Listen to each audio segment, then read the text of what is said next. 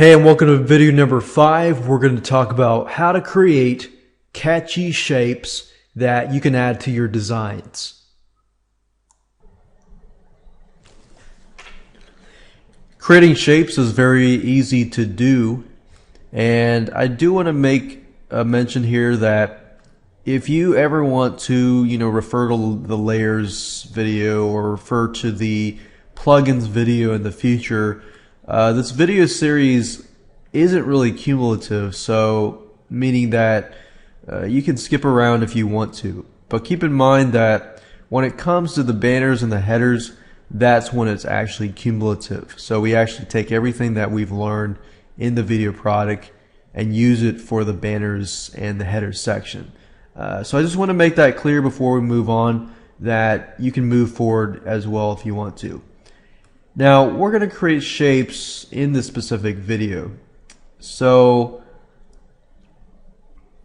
the best thing that you can do is either you can create squares, you can create all these other things, but if you want to create like really cool shapes and effects, then you want to go under the effects section and then click on render. And you'll see a bunch of shapes that you can create and this and that. Now, when you start out with Paint.net, you don't receive all of these. You might receive only a few, and that's fine. You can just use whatever you have. Or if you want a lot more, you can refer to the plugins section, plugins video section, which is video later on. And I basically show you where to get these effects, where to get these plugins. And essentially what plugins are they are effects. So you can find shapes and effects and so forth, and all you do is find them, download them, add them to Paint.net, and it's very easy to do. But if you want to get more, I want to make a note and tell you that just refer to the plugin section if you want to do that. Now if you click on render, by default you're going to have shapes, and all you have to do is simply click on one of these, whatever you might have, because some of you might have something different, and you just click on shapes. And then in this case I can choose a shape. So what I like about Paint.net is you can see what's happening in the preview section over here. So as you are creating shapes, you can see what's happening here.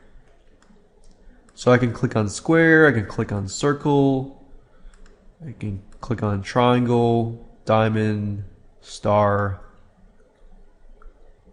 As you can see, we got many different types of cool looking shapes.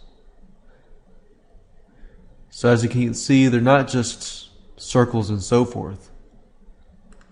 There's spiders and bats and butterflies and snowflake. Like for example, right now is winter time, so I could create something like this. I could change the line style so that either it's solid, it's a dash, it's dots, and so forth. You can make it flat. You can rotate it. You can do really cool, neat, cool stuff with this. So simply by using the effects, under render, and then you'll find a bunch of shapes that you can use.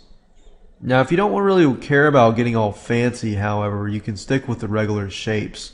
And with the regular shapes, you've got square rectangles, you got rounded rectangles, ellipses, and you have freeform shapes. So freeform shapes would give the ability to kind of create your own shapes, but it would kind of require you to, it's kind of like the pencil or the paintbrush, but as you saw earlier, eventually it connects to each other.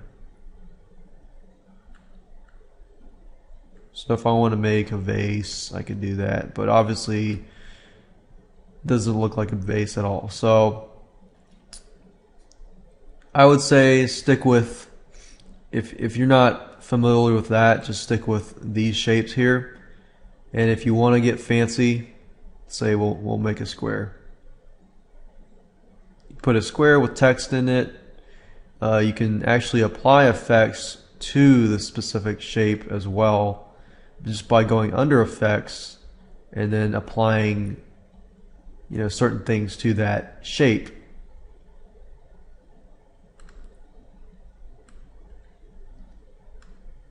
So you can do things like that. And the whole idea here is you can create shapes, but to make that shape fancy or anything, click under effects, go to render or distort, anything you want. And like I said earlier, if you want extra effects or extra shapes, just refer to the plugin section, and that'll show you how to get shapes, how to get effects, and so forth. But it'll show you how to get effects, but you can apply that to getting shapes as well. So as you can see, it's a very, very easy thing to do. You can create this. You can change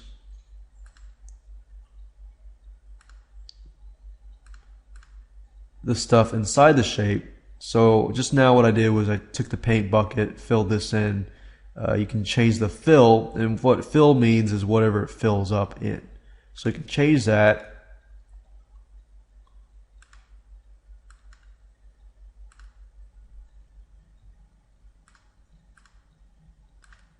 Fill that in, and it's checkerboard and this and that. So,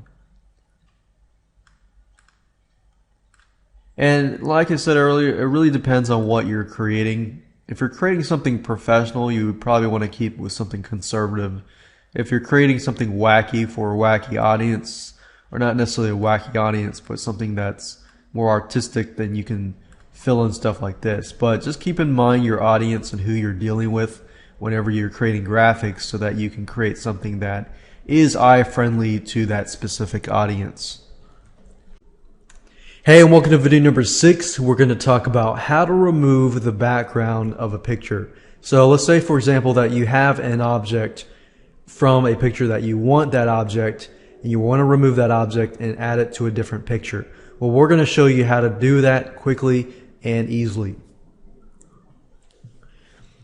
So the first thing that you need to do is to find a picture that you want to take the object out of the background. In this specific video, I'm going to show you 2 different examples. And before I go there, I want to say that anytime that you have a solid background, like a white background or a black background or anything like that, it's going to be a lot easier. So the first example I'm going to do is one of these where there's a solid background.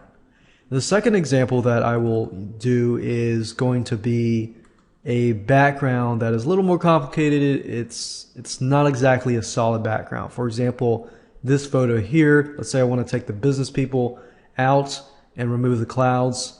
I'll show you that in the second part of this specific video, just so that you can get an idea of, you know, how all of this works. So I'm going to pick a picture. I'm going to pick this picture, and to open it in Paint.net is very easy. Once you've found that picture, all you have to do is left click, drag it over, click open, and there we go. So let's say I want to remove this white animated or white 3D fellow with his books. And I'm going to remove everything, including this mirrored effect right here. So to do it, what you need to do is click on the magic wand. The magic wand is your friend in terms of selecting, you know, the background here.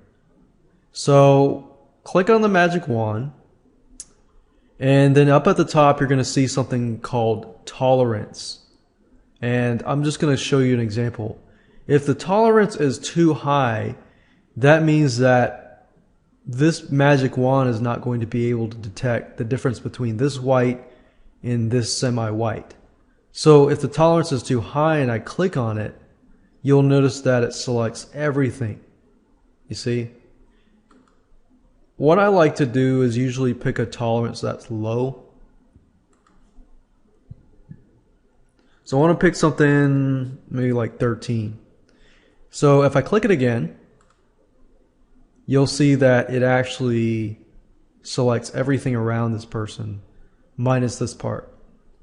So maybe I'll do it again and I'll choose 18 and I'll click it again here. But now you see it selects more, but then it cuts into his head.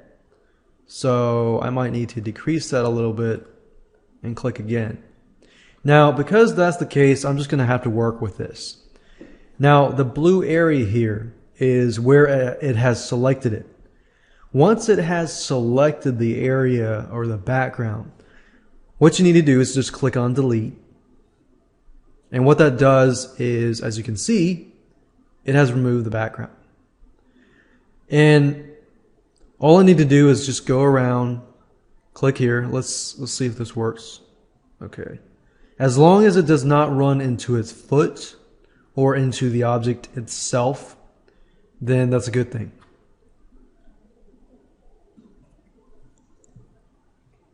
Okay, good. I'm going to click here. And maybe I'll click here. Click delete. Okay, good.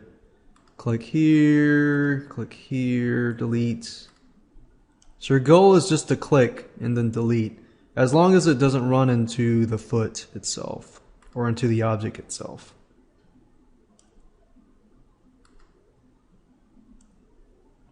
And it's not going to be perfect. I'm going to show you how to get it deeper.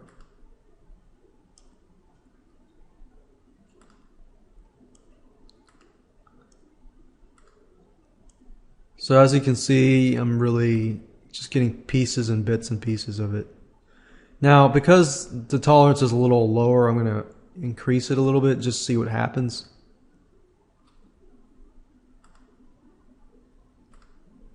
Okay. So you're just going to have to tweak the tolerance a little bit.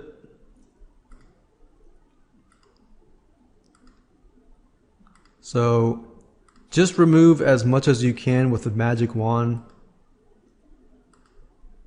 Oops, no, I don't want to do that. Once you have done all that you can, now it's time to zoom in. So I would click on this here and I would zoom in. If you click on view and you click on zoom in, it's Control++. So I'm going to use Control++ or Control plus.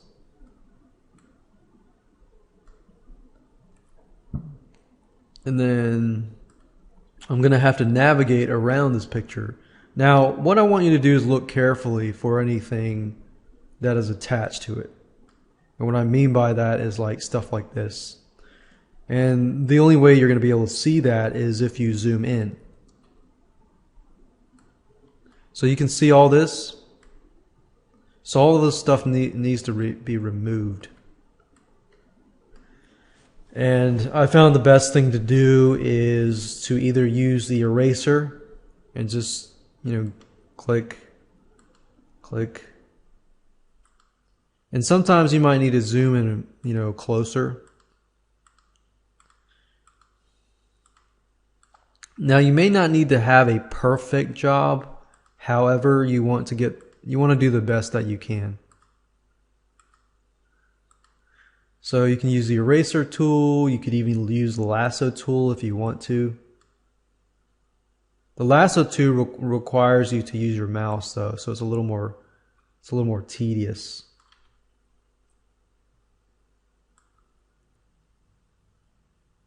See?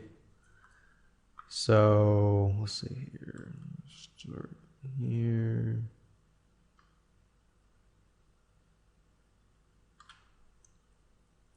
So I'm going to pause it in a minute, and basically what I'm going to do is just go around the whole thing and just do this the whole time.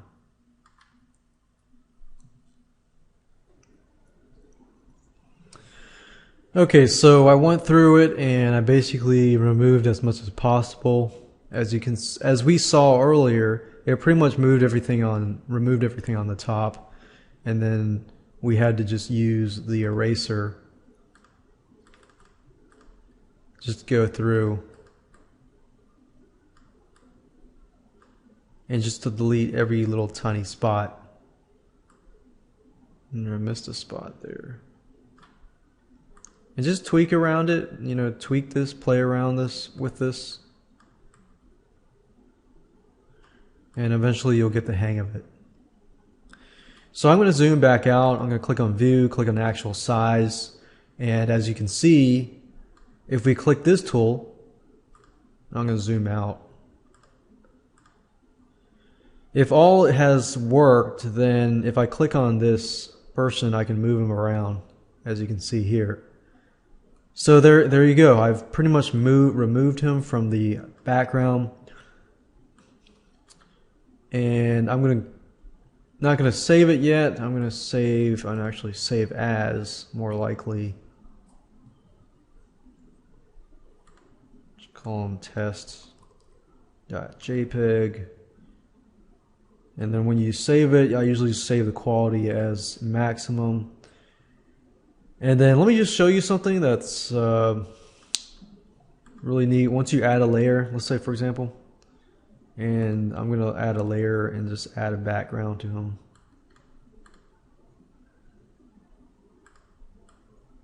So by doing this, you can get an idea of where I kind of missed out, you know, there. But that's just easy. In this case, all I have to do is just remove that, and I can do that using, you know, rectangle selects and so forth.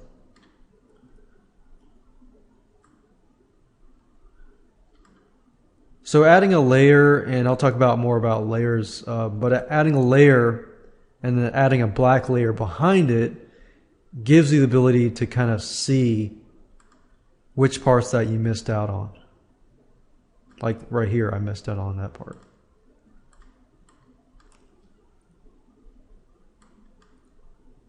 And all I'm doing is selecting and deleting. Selecting and then deleting. Selecting and deleting. And that's it. So there you have it. I've successfully grabbed this object out of the background, and I can add it to any background that I want to. And it's simply, as long as the layer is at the top, then that'll work itself out. In the next example, I'm going to basically go through and pick a harder example. I said I would pick and choose this one. This one's not too bad. Now that I look at it, it's got clouds, but remember how I said earlier, it really depends on how close the object is to. If the object is close to a solid color, then it's going to be easier. So let's take what we learned. Click on the magic wand tool. Make sure your tolerance is low. The lower the better, actually. And then you can tweak with it and just play with it, see how that goes. See, the tolerance is too high, it goes into their shirts. So it looks like I'm just going to have to zoom in and then go through and delete. Let's see.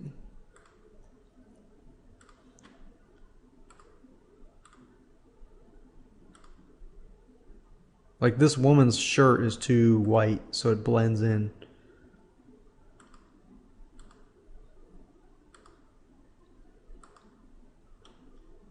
Let's see here. It's too white. Still too high. So as you're watching me, I'm just tweaking the tolerance. So once I found a suitable area, then I can delete that.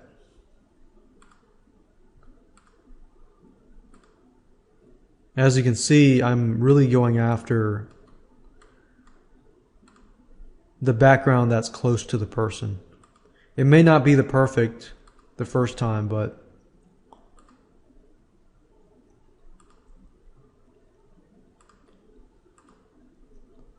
And from that point, of course, just doing the background is easy. I'm just selecting, delete, selecting, delete, selecting, delete.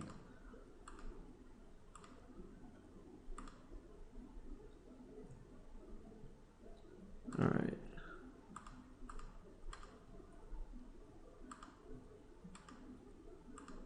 All right, so now I'm gonna have to zoom in, and this process will take a little more time just because, and what I like to do is, of course, if you can remove everything close to the object itself, then of course everything is easy.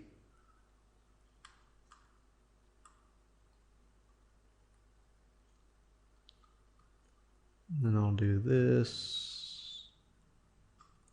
Click here. And then for the bigger areas, you know, you can just use squares. Go back to actual size. Let's say, for example, here. I can select all of this.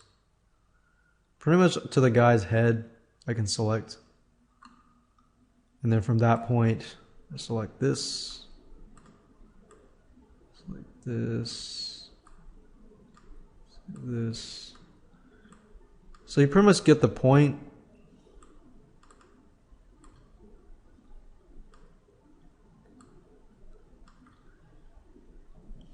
And then I find the easiest is once you've done that, then create another layer, add a layer, and turn that layer black. And then make sure the layer is at the bottom. And by doing so, as you can see here, you see the areas that you've missed.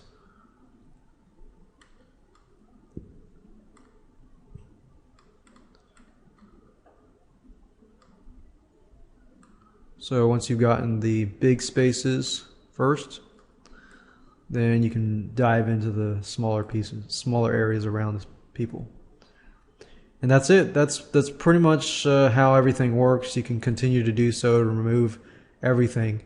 But as you can see, it's not a hard process. It just takes time. And as long as you remove the background closest to the object, removing everything else should be fairly easy to do. And don't forget to save it when you're done. Hey, and welcome to video number 7. We're going to talk about layers. Layers make your life easier as a person who is editing graphics. So graphic designers love layers just because with layers you can move objects around, you can move objects behind an object, in front of an object, and you can just do a lot of stuff much easier. So in the previous videos I talked about the basics of, you know, adding one layer and this and that, but now I want to show you the full potential of layers. So under the section we have layers. You can add a layer, you can delete a layer, you can duplicate a layer, you can merge a layer down, you can import a layer from a file. Say you want to move this layer to a different file, you can do that, and you can do other things like that. Now I'm actually going to walk you through step by step on exactly what do all of these mean. So what I want to do is I'm going to use this previous example where we remove this object or this little fellow here with his books from the background, and I want to place him on a different background. Now of course add a new layer. Basically, like I kind of mentioned earlier, layers are basically layers. So imagine you have 10 sheets of transparent plastic sheets, and on each of those sheets you have text, you have images, you have so forth. So with that you can move it, you know, you can put it in order, you can put one in front of the other and so forth. For example, if I were to put this background or this layer, this black layer above, what that means is whatever is on the top is on the top. Whatever is at the bottom is the bottom. So if I were to move this to the top, and then of course you have a black sheet layer on top of this person here. Now Paint.net does give you the ability to unselect layers. For example, let's say I create a layer, but I don't want to see that layer at the moment. Then I can uncheck this box. And then of course I can move them back down here. And if I want to flatten the image or merge these two layers together, this is what this link is. It merges the layer down. So if I were to merge the layer down here, that becomes one layer. But I don't want to do that, so I'm going to click on to go back with the history here. This duplicates a layer. Basically, that means that, let's say I want two guys.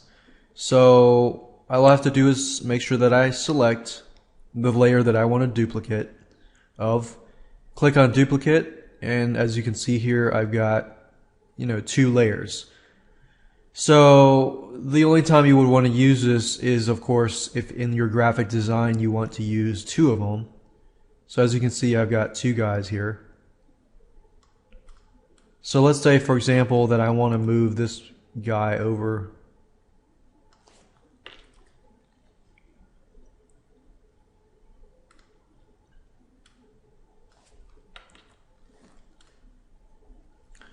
What I can do is click at this here and then click back here, and I can move him back and forth. So I could move him over here, and then I could move his little friend here.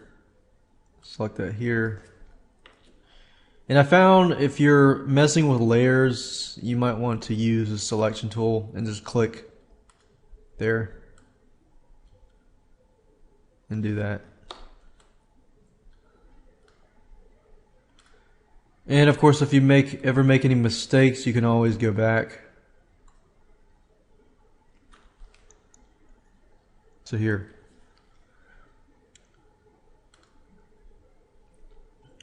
Now, if you want to import a layer from a file, you can do that. Let's say, for example, I'm going to just save this file. And then, let's see, you want to make sure that you know where that file is located. And then, let's say that I'm going to create a brand new photo. And let's say that I'm going to make it 1000. So that's what that layer looks like. I'm going to zoom out. And let's say that I want to take that layer of that little guy and just plop him in here. What I could do is go to Layers, Import from File, and find that layer.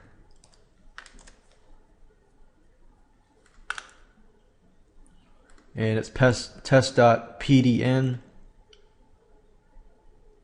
And what that does is it just imports all of those layers into that file. So let's say, for example, that I am creating a header, and I'm actually going to use this in the header example.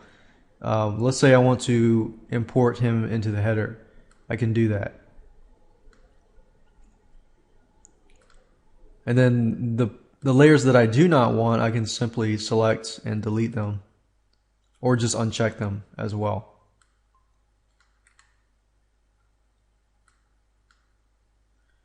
And of course, you can mess around with the layer itself. You can resize the layer. And if you want to keep, let's say, for example, what maintain aspect ratio means is, let's say I resize it to 500. If you notice carefully, this did not change, which just means that this is going to squeeze in. It's not going to look right. So I'm going to go back to the original number and click on maintain aspect ratio, which basically means that if I change this, this number will change as well. So that resizes it, but I don't want to resize it, so I'm just going to leave it as is.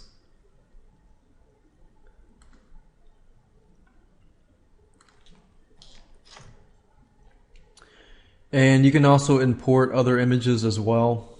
Let's say I want to add a layer, and I'm going to add this layer here, and this layer will be an image. So what I like to do is simply find a picture. Let's see here.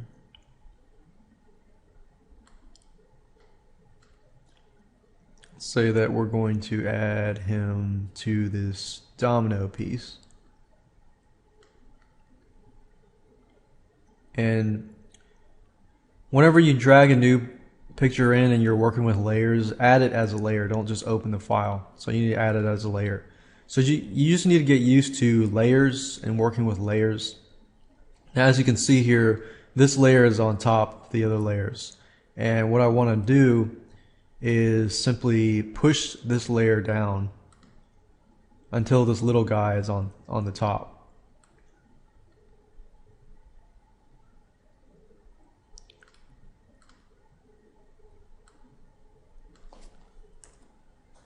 And remember to select the selection box and then go back here, and then you can move them around.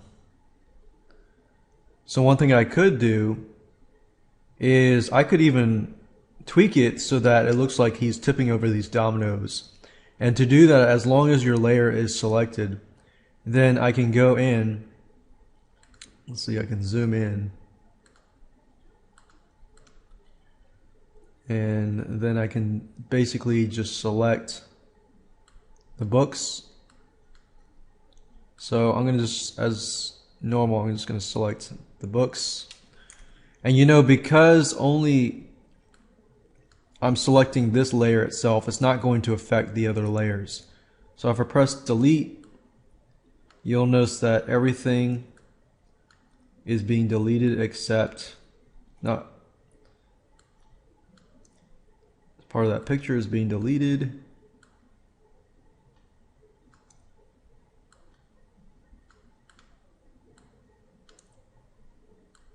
And as you can see here, that's the way to go. And I'm just going to have to go inside and do some tweaks and, you know, delete those things around his hand. But if I go zoom back out, actual size, zoom out. As you can see, I've pretty much manipulated the photo so it looks like he is pushing over the dominoes pieces. See how neat that is? And that was because the beauty of layers, that made my life a lot easier.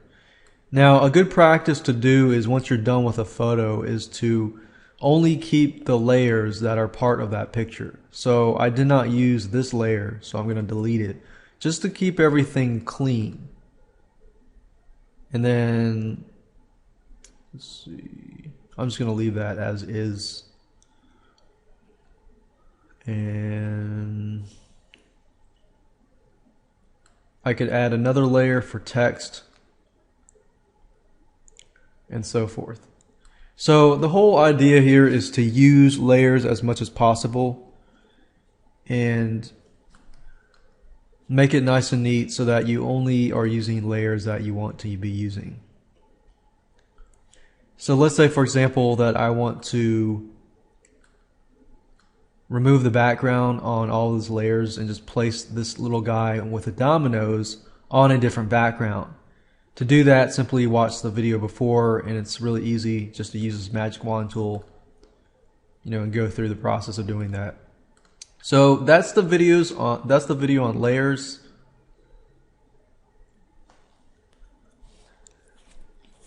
One last thing I want to say about layers in Paint.net is if you click on layers and click on layer properties, and depending on the layer that you choose, that specific layer you can turn the opacity up, which basically makes it like this so that there's no background here. And I can do the same thing. Press OK. I click on this layer properties, and then do that too. and I can play around with the magic wand hand, and that's it. So that's how to use layers, and as you can see, it's very easy to use. In the next video, I'm going to talk about plugins, and then the video after that, I'm going to talk about headers and banners, and how you can perhaps even take this photo here and make a header and a banner out of that by using the technique of layers.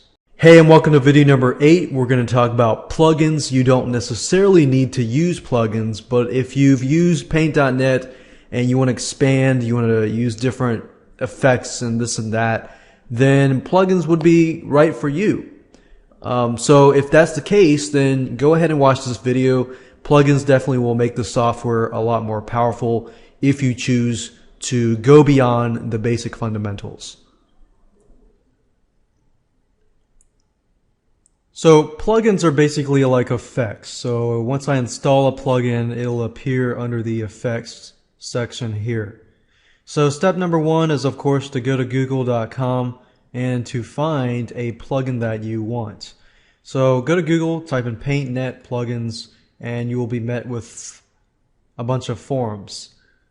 What I like to do is I just go straight to the getpaint.net forum.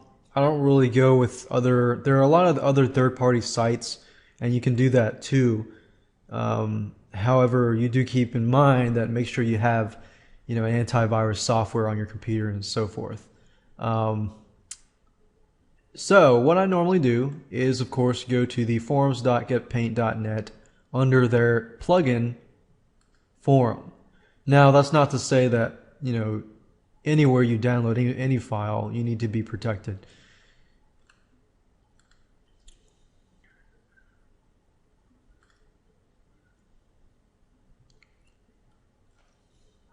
So you can go through, you can figure out what plugin, what effect does what.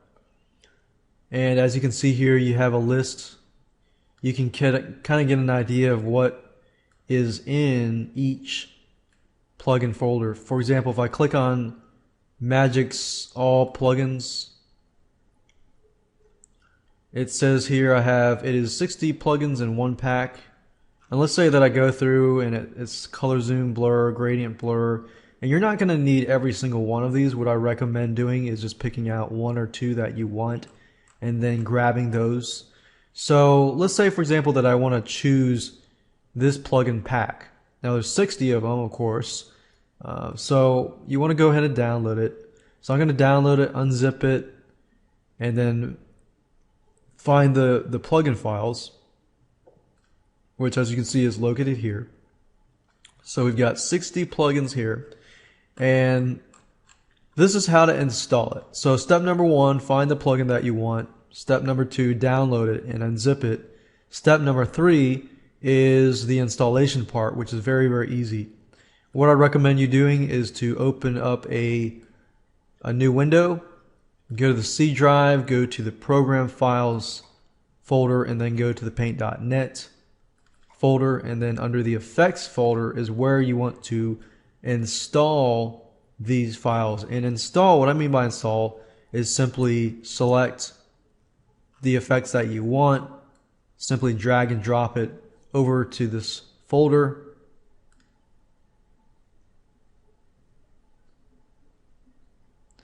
and once that is done, all you have to do is open up Paint.net. Now Paint.net on this computer is already open, so what I want to do is, of course, save my files and then close it down. So essentially you want to reboot Paint.net.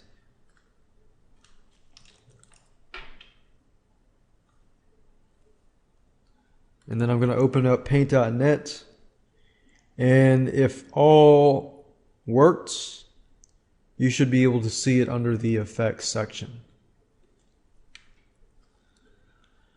So this was rebooted, and then if I go into the effects section, the beauty of the plugins is it knows which section it belongs to. So as you can see, autochroma was added, blurs. I got a bunch of new blurs. I got a bunch of new distorted stuff. I can do kaleidoscope. I can do a lot of stuff. Now, a lot of this stuff, if you're using this video training course for business, and of course you want to stick with something that is conservative and professional. So that's the beauty of the plugins, is you can install tons and tons of plugins, but just keep in mind that you probably want to stick with stuff that you would actually use. So as you can see, it's very easy. You can, let's say we'll open up a image. We'll just open this image here and then apply an effect to it. Let's just do something like frosted glass or something. And what I like about the effects is as you change stuff, you can actually see what's happening. So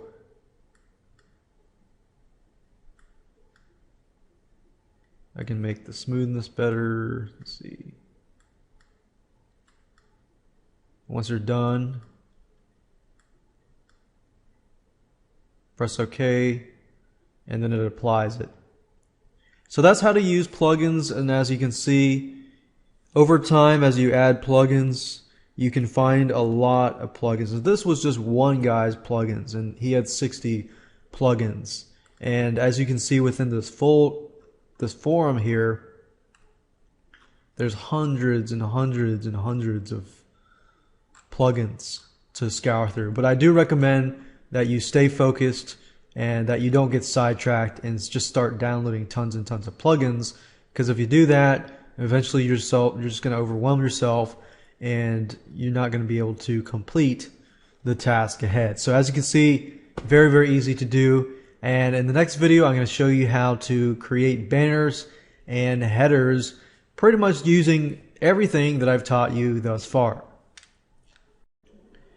Congratulations, you have made it to the end of the video series. In this specific last video, number 9 video, we're going to talk about banners and headers. So you've learned how to create catchy text, catchy shapes, you've learned layers, you've learned how to, remove a object or anything else from a background.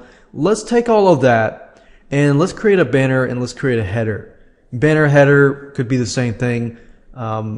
It just uses the same concept, so we're just going to create one of those.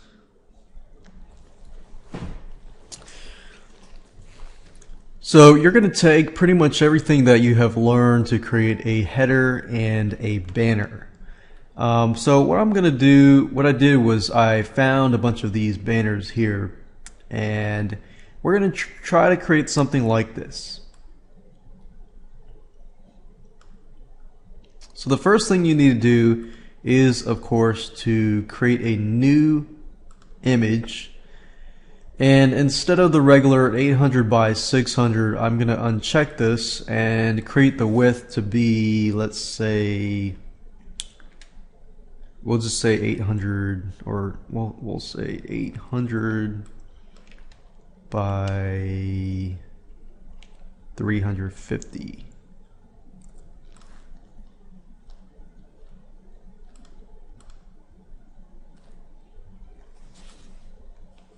And I kind of want to, I'm going to change that. I'm going to resize that to be about 950, and then by 250, because I want it to be wider. Alright, so I'm going to move these to the side. So the most important ones would be the layer and the tools.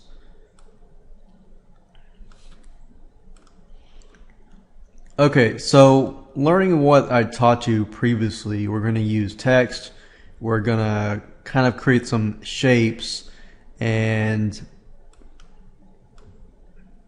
so as we can see here, you've got a background, you've got some text, you have some jagged lines to create some shapes, kind of like call outs, and then you have a picture. So normally with banners you have one picture or maximum 2 pictures and then text and some shapes that surround that. So the first thing we want to have is a background and a picture. So what I'm going to do is just go ahead and open up the picture that we removed from the background with a little 3D little guy connected to his books. So I'm going to use this here. Oops. And we just want to import him as a layer. So I click on layer, I'm going to import from file, and then I'm going to find that file, which is test.pdn, and click on open and import that layer. Now I don't really care much about the black background, so I'm going to uncheck that, and in fact I'm going to delete that background.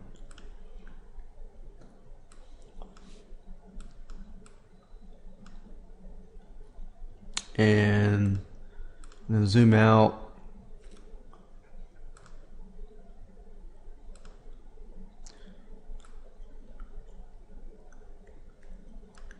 And I kind of want to resize this photo. So I'm just going to make it smaller as such.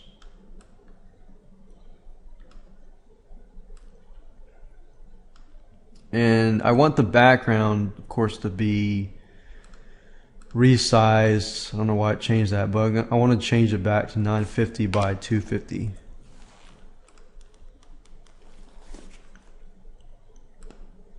So we have that.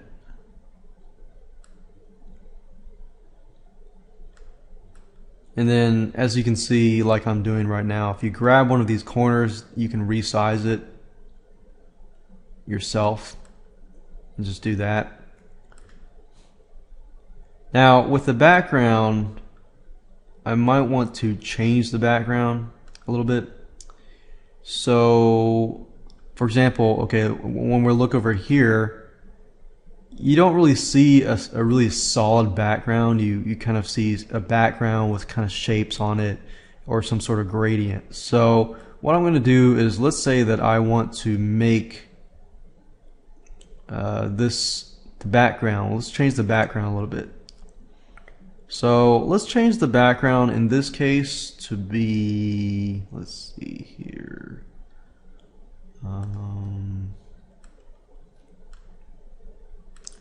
Let's just make sure that everything is white right now.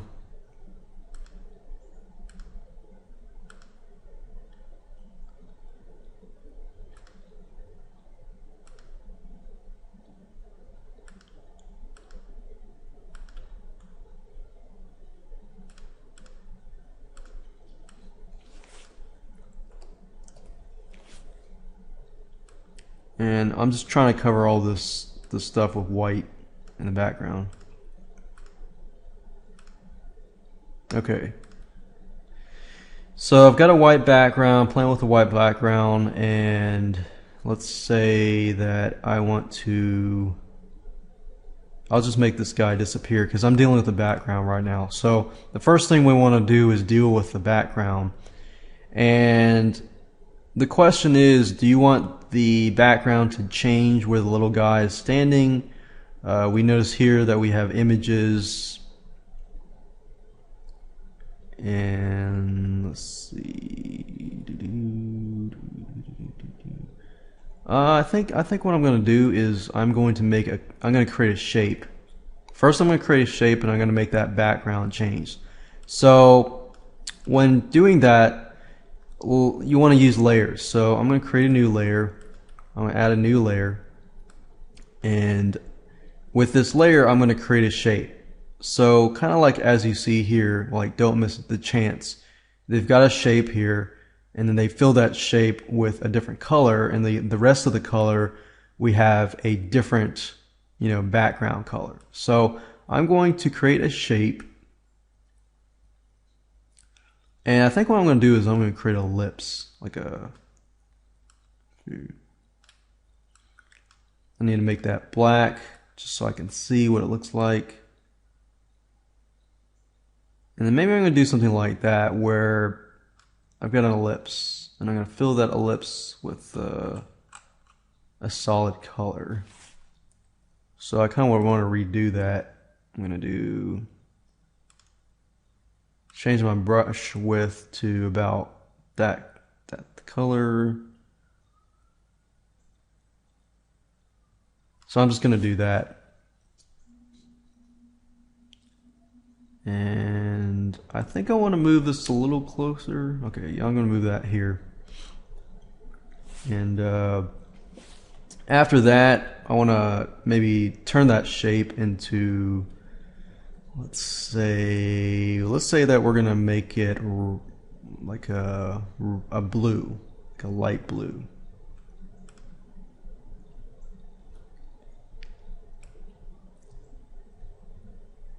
So once I've found a color that I want to use, I'm going to use that, and then I'm going to fill this shape with this color. And then as you can see here, I'm dealing with 3 different layers. I'm dealing with this layer, which is the shape, and then I'm dealing with the background. So now I want to change the background to something like red or something. So let's choose red, but I want a dark red. I don't want a, you know, like a, not too dark, but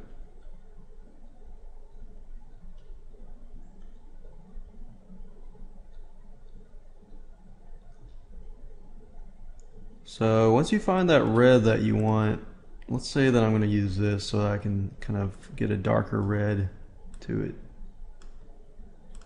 So I want a dark red, but I don't want it too dark. Alright, so I want that color. So I'm going to take this and dump it in here.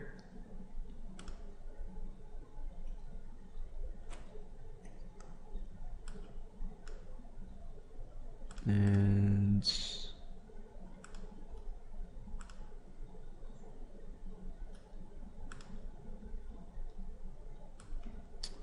there's a red line there, so I'm going to select it and crop it. Alright, so that disappears. I'm going to make that little guy reappear by selecting the layer here. Aha, okay, good.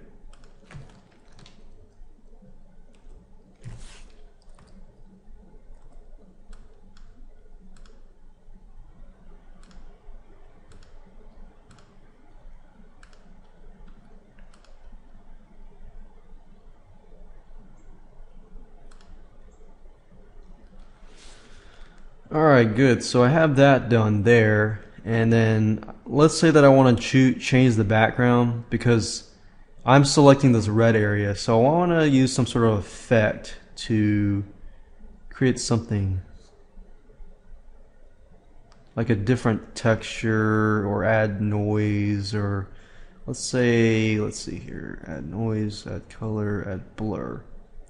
Maybe I want to do some sort of blur, but not too much of a blur. So I might do a motion blur, but not too much.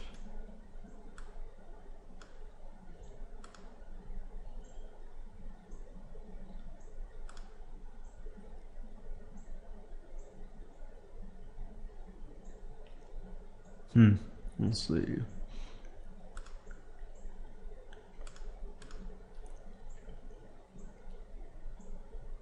I'm not trying to make anything too wacky. If I change the texture to look like this, it's going to look too wacky, and I don't want it to look too wacky because you want to try to keep with something simple. So maybe I'll add some noise, not too much noise.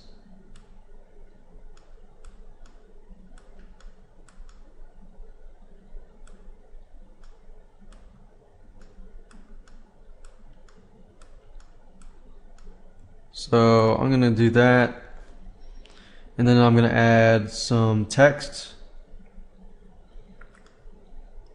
Let's say that I'm selling books. Let's see here. And since I'm on a red background, and so I've used something, remove backgrounds, we're using layers, we created shapes. Now we're going to add text. So I don't have my color wheel, so I'm going to go to Window and click on Colors so I can see my color wheel. Click on Less and make sure that I choose white, because use that, and then I'm going to add some text. I don't want it to be too big. I'm going to make it size 26, and then I'm going to say 20% off all books.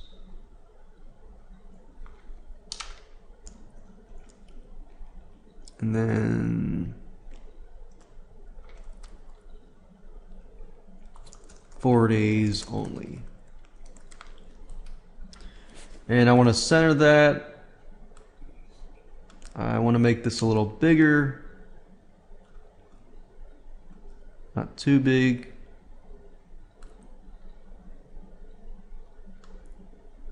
And I can change the font. You don't want to get too fancy with your font when you're creating headers. So something sans serif.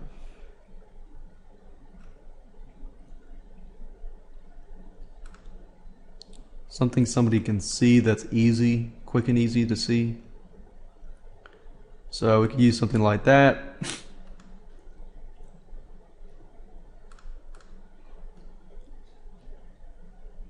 And there we go. It's not too fancy, but as you can see, that's pretty easy to create banner ads. So I'm going to move this to the side so that you can see the end results. And we've basically taken this little guy from the background, plopped him on there, added a shape, made that shape a color, so it's a layer on top of the red layer background, and we created a textual layer as well right there.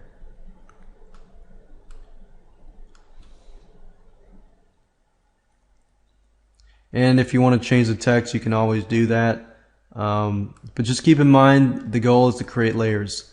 The more layers you create, the better and easier it's going to be to edit. So let's say you put this layer on top of all these layers. Then when you go back to changing it, it's going to be a problem. So make sure you use those layers, because layers are your friends. And that's it. You can use the same concept to create headers of any size or banners of any size. As long as you keep with the concept that you use at least 1 or 2 images, 1 text, a different shape, and a background, you're pretty much good to go.